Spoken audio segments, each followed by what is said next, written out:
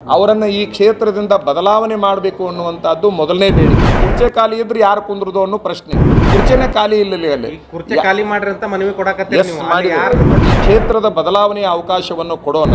ಈ ವ್ಯಕ್ತಿಯ ಬದಲಾವಣೆ ಆಗಬೇಕಂತಕ್ಕಂಥದ್ದು ಅವರ ತೀರ್ಮಾನ ಆಗಿದೆ. 4 ದಿವಸ ಅವಕಾಶ ಕೊಡೋಣ. 2ನೇ ತಾರೀಕಿಗೆ ನಮ್ಮ ತೀರ್ಮಾನವನ್ನು ಘೋಷಣೆ ಮಾಡೋಣ.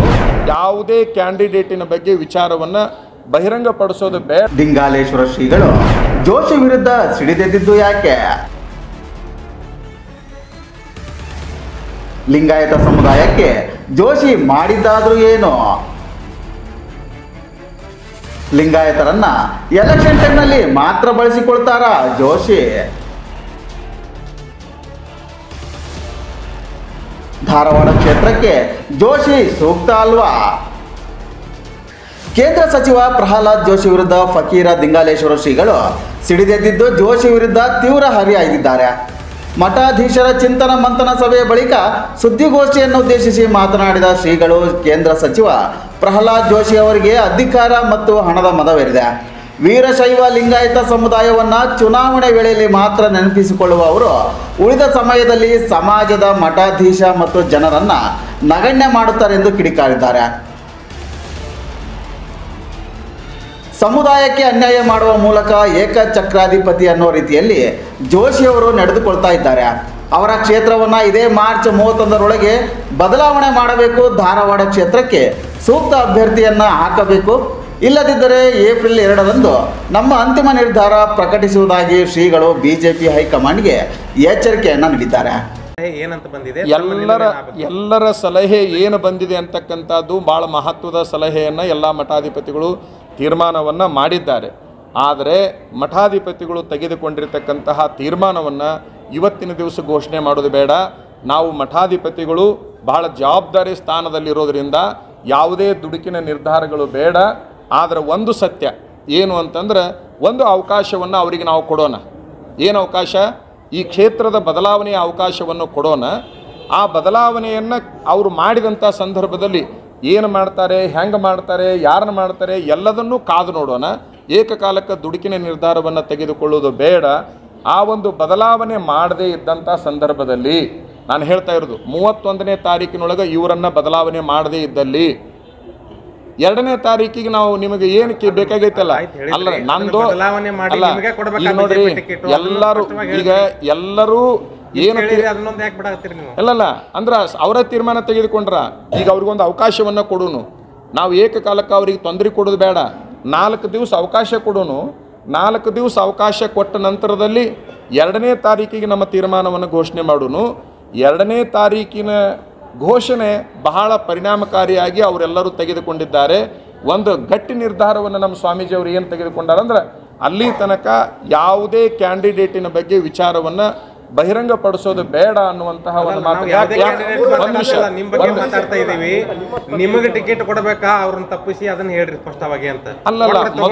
ಅಲ್ಲ ನಮ್ಮೆಲ್ಲರ ಮೊದಲನೇ ಬೇಡಿಕೆ ಏನಂತಂದ್ರೆ, ಅವರನ್ನು ಈ ಕ್ಷೇತ್ರದಿಂದ ಬದಲಾವಣೆ ಮಾಡಬೇಕು ಅನ್ನುವಂಥದ್ದು ಮೊದಲನೇ ಬೇಡಿಕೆ.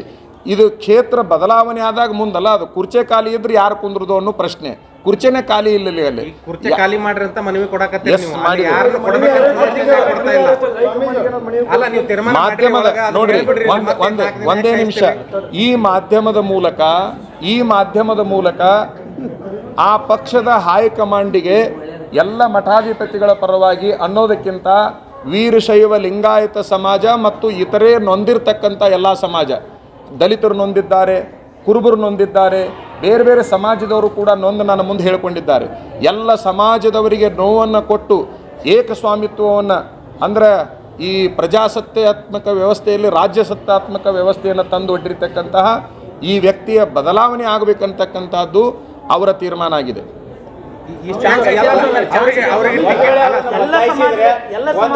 ಬದಲಾಯಿಸಿದ್ರೆ ನೀವು ನೇರವಾಗಿ ಭಾರತೀಯ ಜನತಾ ಪಕ್ಷಕ್ಕೆ ಬೆಂಬಲ ಕೊಡ್ತೀರಾ ಹೇಳಿ? ಅದು 2ನೇ ತಾರೀಕಿನ ತನಕ ತಾವು ಕಾಯಲೇಬೇಕು. 2ನೇ ತಾರೀಕು ನೋಡ್ರಿ, ನೀವು ಭಾಳ ಸಾರಿ ನೀವು ಎಷ್ಟೇ ಪ್ರಶ್ನೆ ಕೇಳಿದ್ರು ನಮ್ದು ಒಂದೇ ಉತ್ತರ. ಆ ವಿಷಯಕ್ಕೆ ನೀವು ಎಷ್ಟೇ ಪ್ರಶ್ನೆ ಕೇಳಿದ್ರು ಕೂಡ ಒಂದೇ ಉತ್ತರ. 2ನೇ ತಾರೀಕಿನವರೆಗೆ ನಾವು ಯಾವುದೇ ಹೆಸರನ್ನು ಹೇಳುವುದಿಲ್ಲ.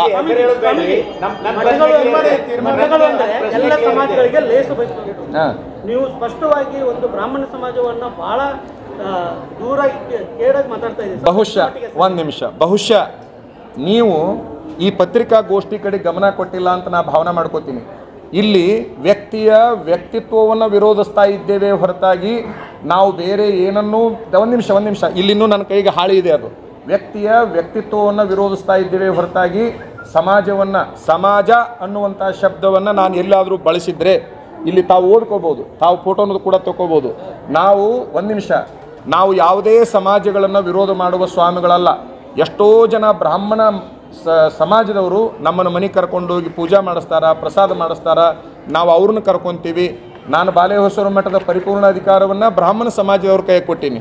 ಶಿರಹಟ್ಟಿ ಮಠದ ಅಧಿಕಾರದಲ್ಲಿ ಒಬ್ಬ ಬ್ರಾಹ್ಮಣರು ಕೂಡ ನಮ್ಮ ಮಠದ ಎಲ್ಲ ನಿರ್ಣಯಗಳಲ್ಲಿ ಇರ್ತಾರೆ. ಅಂದರೆ ನಾವು ಸಮಾಜದ ವಿರೋಧಿಗಳಲ್ಲ, ದಯವಿಟ್ಟು ಗಮನಿಸಬೇಕು. ನಾವು ಸಮಾಜವನ್ನು ಎಲ್ಲೂ ಕೂಡ ವಿರೋಧ ಮಾಡಿಲ್ಲ. ಆ ಸಮಾಜದೊಳಗಿನ ಆ ವ್ಯಕ್ತಿನೂ ಅಲ್ಲ, ಆ ವ್ಯಕ್ತಿಯ ವ್ಯಕ್ತಿತ್ವ ಅರ್ಥಾತ್ ಅವರ ನಡೆ ಏನೈತಲ್ಲ, ಆ ನಡೆಯನ್ನು ವಿರೋಧ ಮಾಡುವ ನಿರ್ಣಯವನ್ನು ತೆಗೆದುಕೊಂಡಿದ್ದೇವೆ. ಬಹಳ ಸ್ಪಷ್ಟವಾಗಿ ಹೇಳ, ಈಗಿರುವ ಕೇಂದ್ರ ಸರ್ಕಾರದ ಸಚಿವರ ವ್ಯಕ್ತಿತ್ವವನ್ನು ವಿರೋಧ ಮಾಡ್ತಾ ಇದ್ದೇವೆ. ಇದೆ ಇಡೀ ನಾಡು ಮನಸ್ಸು ಮಾಡಿದರೆ 24 ತಾಸಿನಲ್ಲಿ ಒಬ್ಬನ ಬದಲಾವಣೆ ಮಾಡಿ ತೋರಿಸುವಂಥ ಶಕ್ತಿ ಕರ್ನಾಟಕದ ಮತದಾರರಿಗೆ ಪ್ರಜ್ಞೆ ಇದೆ. ಕೇವಲ 24 ತಾಸು. ಅವರಿಗೆ ಪ್ರಚಾರ ಬೇಡ, ಅವರಿಗೆ ಹಣ ಬೇಡ, ಅವರಿಗೆ ಹೆಂಡ ಬೇಡ, ಅವರಿಗೆ ಏನೂ ಬೇಕಾಗಿಲ್ಲ. 24 ತಾಸಿನಲ್ಲಿ ಕ್ಷೇತ್ರವನ್ನು ಬದಲಾವಣೆ ಮಾಡುವ ಶಕ್ತಿ ಇಡೀ ಕರ್ನಾಟಕದ ಪ್ರತಿಯೊಂದು ಕ್ಷೇತ್ರಕ್ಕಿದೆ ಅಂತಕ್ಕಂತಹದ್ದನ್ನು ತಾವೆಲ್ಲ ಅರ್ಥ ನಾವು ಈಗಾಗಲೇ ಎಲ್ಲ ಒಂದು ವಿಚಾರಗಳಲ್ಲಿ ಆ ವಿಚಾರಗಳನ್ನು ಆಗಲೇ ಭಾಳ ಜನ ಎಲ್ಲೆಲ್ಲಿ ಅನ್ಯಾಯ ಆಗೈತೆ ಅನ್ನುವಂಥದ್ದನ್ನು ಬೇರೆ ಬೇರೆ ಕಡೆಗೆ ಸುದ್ದಿಗೋಷ್ಠಿ ಮಾಡಿ ಹೇಳಿದ್ದಾರೆ. ಇಡೀ ರಾಜ್ಯದ ಬೇಡಿಕೆ ಅಂತಕ್ಕಂಥದ್ದು ಎಲ್ಲ ಕಡೆಗೆ ಸಮಾಜ ತುಳಿತಕ್ಕೊಳಗಾಗ್ತಾ ಇದೆ ಅನ್ನುವಂಥ ಬೇಡಿಕೆ ಈಗಾಗಲೇ ಎರಡೂ ಪಕ್ಷಗಳ ಮುಂದಿದ್ದಾವೆ. ಅವ್ರು ಏನೇನು ತೀರ್ಮಾನ ತಗೊಂತಾರೆ ನೋಡೋಣ. ಬಹುಶಃ ಮಹತ್ವದ ಪ್ರಶ್ನೆ ಏನಾದರೂ ಇಲ್ಲ ಸ್ವಾಮೀಜಿ, ಈಗ ಪ್ರಹ್ಲಾದ್ ಜೋಶಿ ಅವರು ಸಾಕಷ್ಟು ಜನ ತುಳಿದಿದ್ದಾರೆ, ದೌರ್ಜನ್ಯಕ್ಕೊಳಗಾಗಿದ್ದಾರೆ ಅವರಿಂದ ಅಂದ್ರಲ್ಲ, ನಿಮ್ಮ ಗಮನದಲ್ಲಿ ಯಾರು ಬಂದಿದ್ದಾರೆ ಅಂತ? ಅವ್ರು ಯಾರು ದೌರ್ಜನ್ಯಕ್ಕೊಳಗಾಗಿದ್ದಾರೆ? ಅಲ್ರಿ, ಒಂದು ನಿಮಿಷ, ಅದನ್ನೇ ನಾನು ಹೇಳೋದು. ನನ್ನನ್ನು ಹಿಡ್ಕೊಂಡು ಬಹುಸಂಖ್ಯಾತರು ಬಂದಿದ್ದಕ್ಕಾಗಿ ನನಗೆ ಯಾವಾಗ ಅನ್ಯಾಯ ಆಗಿತ್ತಲ್ಲ, ನಂಗೆ ನೋವಾಗಿತ್ತಲ್ಲ, ನಾ ಬಾಯಿ ಮುಚ್ಕೊಂಡು ಸುಮ್ಮನೆ ಇದ್ದೆ. ಆದರೆ ಎಲ್ಲರೂ ಬಂದು ತಮ್ಮ ದುಃಖವನ್ನು ಇನ್ನೂ ಒಂದು ತಮಗೆ ಹೇಳ್ತೀನಿ, ಅವ್ರು ಏನಕ್ಕೇನಾರ ಗಟ್ಟಿಗೆ ಹಚ್ಚಿದ್ದಕ್ಕರೆ ಆದರೆ ಸಮಾಜದ ಮುಂದೆ ಯಾರ್ಯಾರನ್ನ ಎಷ್ಟು ರೀತಿಯಿಂದ ಅನ್ಯಾಯಕ್ಕೊಳಪಡಿಸ್ಯಾರ ಅನ್ನೋದನ್ನು ಹೆಸರು ಸಾಕ್ಷಿ ಎಲ್ಲಗಳ ಸಮೇತ ತಮ್ಮ ಹತ್ರ ಬರ್ತೀನಿ ನಾನು. ವಿತೌಟ್ ಎವಿಡೆನ್ಸ್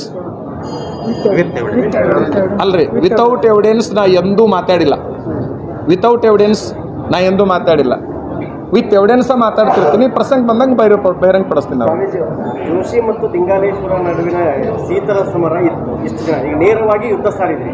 ಯಡಿಯೂರಪ್ಪ ಬದಲಾವಣೆ ಕಾಲದಿಂದಲೂ ಕೂಡ ನಿಮ್ಮ ಮತ್ತು ಜೋಶಿ ಅವರ ಮಧ್ಯೆ ನೋಡ್ರಿ, ಇಡೀ ರಾಜ್ಯಕ್ಕೆ ಗೊತ್ತಿದೆ. ಅವತ್ತಿನ ಕಾಲಕ್ಕೆ ಅವ್ರನ್ನ ಮುಖ್ಯಮಂತ್ರಿ ಜಾಗದಿಂದ ಇಳಿಸಿದವ್ರು ಯಾರು ಅಂತಕ್ಕಂಥದ್ದು ಇಡೀ ರಾಜ್ಯಕ್ಕೆ ಗೊತ್ತೈತಿ, ನಮಗೂ ಗೊತ್ತೈತಿ. ಅವ್ರನ್ನ ತಳ ಇಳಿಸಿ ಅದ ಜಾಗಕ್ಕೆ ಇವ್ರು ಕುಂದಿರ್ಬೇಕಂತೇಳಿ ಜಾಕೆಟ್ ಹೊಲಿಸಿಕೊಂಡು ರೆಡಿ ಆಗಿದ್ರು. ನಮ್ಮ ಹೋರಾಟಕ್ಕೆ ಜಾಕೆಟ್ ಮೂಲ ಗುಂಪಾತ. ಇವ್ರ ಜಾಕೆಟ್ ಎಲ್ಲಿಗೆ ಹೋತಪ್ಪ ಅಂತಂದ್ರೆ ಪಾಕೆಟ್ನ್ಯಾಗ ಹೋತು. 100% ಹೊಲಿಸಿಕೊಂಡಿದ್ರು. ಇಡೀ ರಾಜ್ಯಕ್ಕೆ ರಾಷ್ಟ್ರಕ್ಕೆ ಗೊತ್ತಿತ್ತಲ್ಲ, ಅದು ನಿಮ್ಗೆ ಗೊತ್ತಿರ್ಲಿಲ್ವಾ? ಭಾಳ ಮಂದಿ ಹೆಸರಿಗೆ ನೋಡ್ರಿಲ್ಲ, ಭಾಳ ಮಂದಿ ಹೆಸರಿಗೆ ಹೊಲಿಸಿಕೊಂಡಿದ್ರು. ಅಲ್ಲ ಬೇರೆ ಪಕ್ಷದವ್ರನ್ನ ತರುವಾಗಿ ಇವ್ರ ಪಾತ್ರ ಇಲ್ಲ, ಚುನಾವಣೆಯೊಳಗೆ ಇವ್ರ ಪಾತ್ರ ಇಲ್ಲ, ಮತ್ತೊಂದು ಮಾಡೋದ್ರೊಳಗೆ ಇವ್ರ ಪಾತ್ರ ಇಲ್ಲ. ಒಬ್ಬ ಪುಣ್ಯಾತ್ಮ ರಾಜ್ಯದ ದೊಡ್ಡ ನಾಯಕ ಆಳುವಾಗ ಅವನ ತಳಗಿಳಿಸೋದ್ರೊಳಗೆ ಎಷ್ಟು ಅದ್ಭುತ ಪಾತ್ರ, ಎಷ್ಟು ತಮ್ಮ ಶಕ್ತಿ ಪ್ರಯೋಗ ಮಾಡ್ತಾರೆ, ಯುಕ್ತಿ ಪ್ರಯೋಗ ಮಾಡ್ತಾರೆ, ಎಷ್ಟು ಜಾತೀಯತೆಯನ್ನು ಮೆರಿತಾರೆ. ಇದೊಂದು ಅವಧಿಗೆ ಹೋಲ್ಬಿಡು ಯಜಮಾನಾಗೇನ ಅನ್ನುವಂಥದ್ದನ್ನು ಹೇಳಿಲ್ಲ ಅವರು ಅವತ್ತಿನ ಕಾಲಕ್ಕೆ. ನಾವು ಅವತ್ತು ಕೂಡ ಪ್ರತಿಭಟನೆ ಮಾಡಿದ್ದೀವಿ.